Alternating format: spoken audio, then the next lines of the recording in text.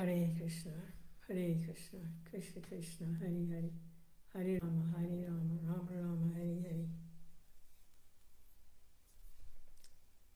Bhagavad Gita, as it is, translated by A.C. Bhaktivedanta Swami Prabhupada.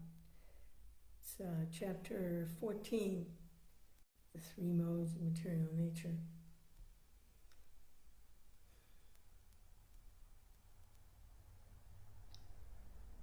If I can practice Krishna consciousness, anyone can.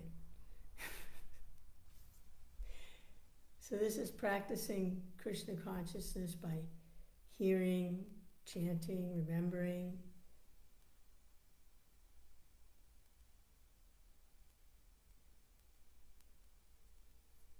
Hare Krishna. So here we go with the practice.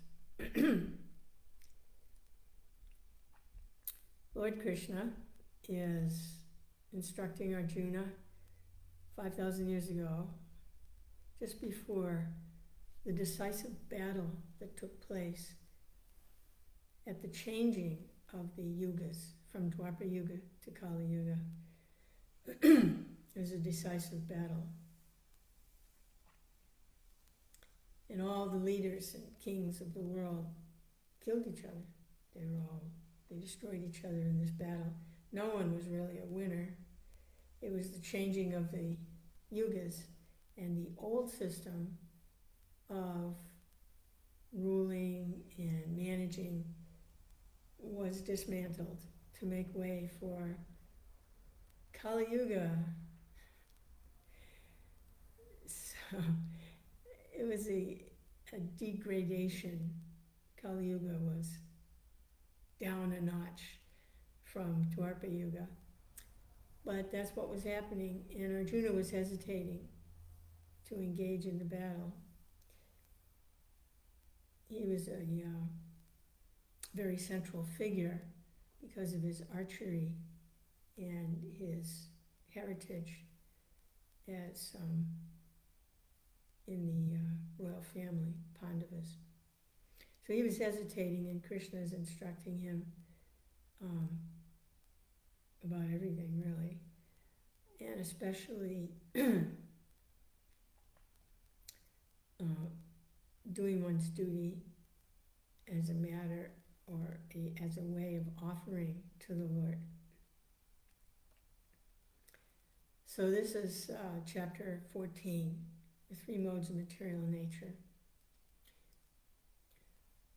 The Blessed Lord said, "Again I shall declare to you the supreme wisdom, the best of all knowledge, knowing which all the sages have attained to perfection. By becoming fixed in this knowledge, one can attain to the transcendental nature which is like my own nature. Thus established, one is not born at the time of creation, nor disturbed at the time of dissolution.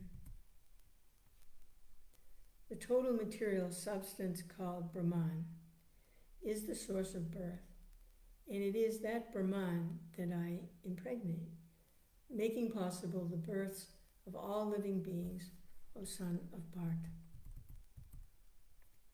It should be understood that all species of life, O son of Kunti, are made possible by birth in this material nature, and that I am the seed-giving Father.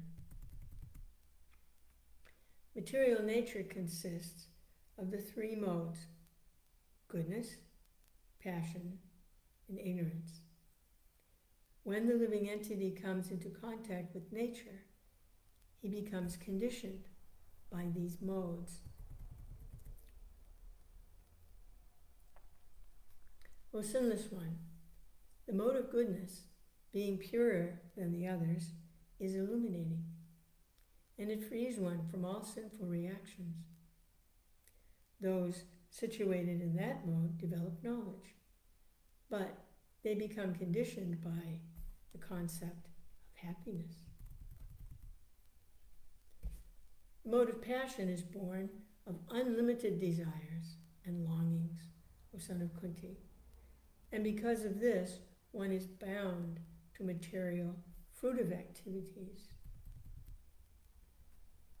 O son of Bharata, the mode of ignorance causes the delusion of all living entities.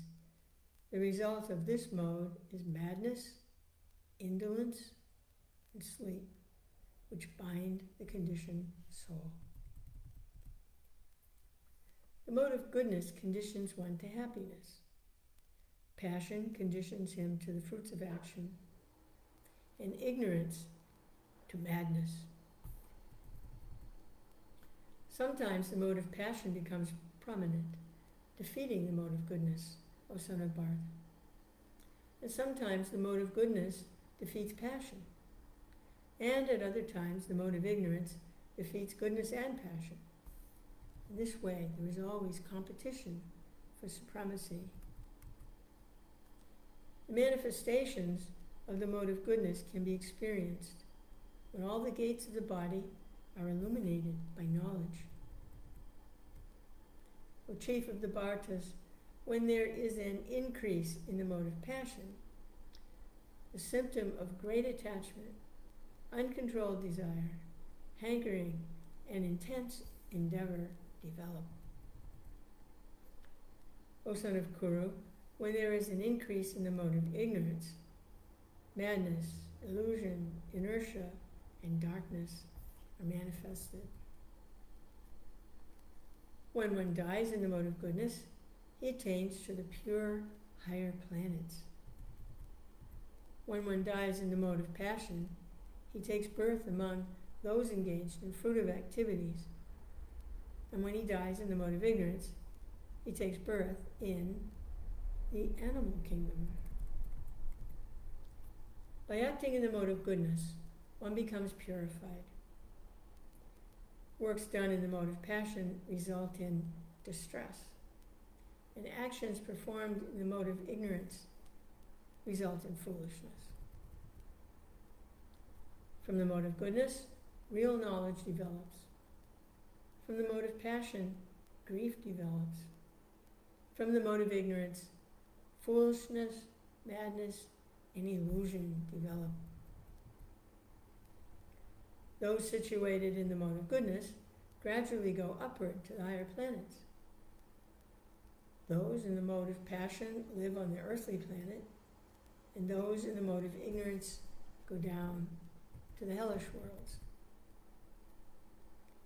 When you see that there is nothing beyond these modes of nature in all activities, and that the Supreme Lord is transcendental to all these modes, then you can know my supreme nature.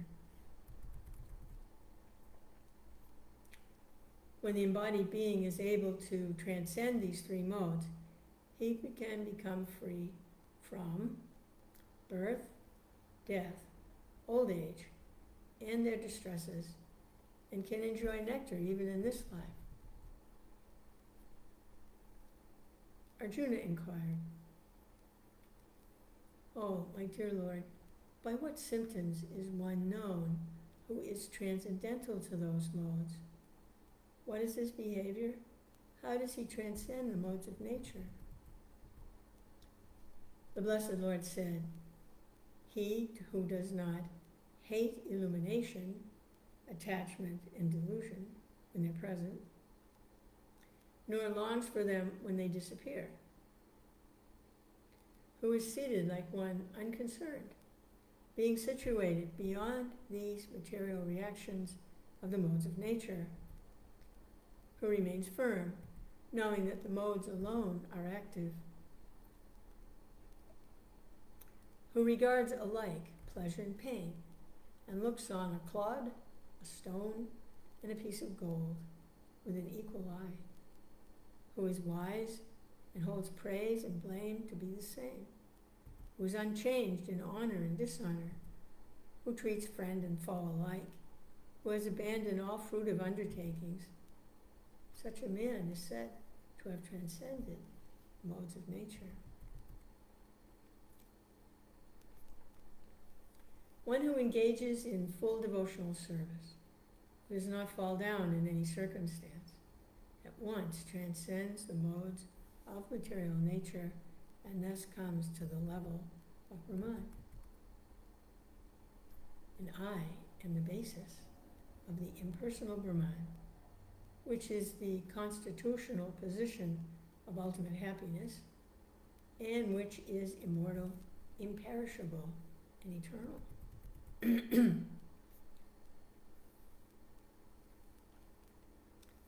Jai. So that's some information there about the three modes of material nature: goodness, passion, and ignorance.